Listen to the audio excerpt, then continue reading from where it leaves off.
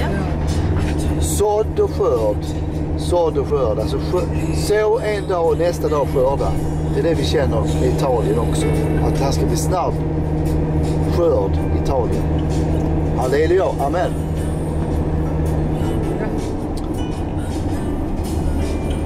Du ser ganska så trött ut, Olle. Ja, det är härligt. Härligt trött. Och nu skingras molnen. Vi har haft ösregn på vägen ner.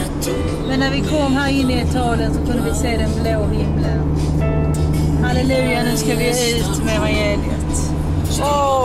Yes, yes, yes. Halleluja, vi räknar med att vara framme i Verona för övernattning.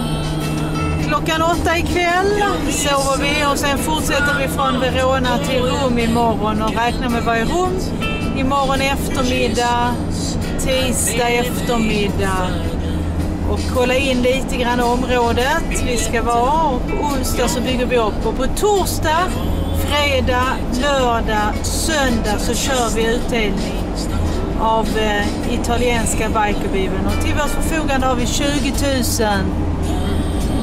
Bikerbiblar, mestadels på italienska men även på andra språk. Yes. Tack alla sponsorer. Ja, tack.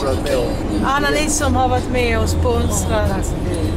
Och tack alla ni som ber och har bett. Fortsätt be.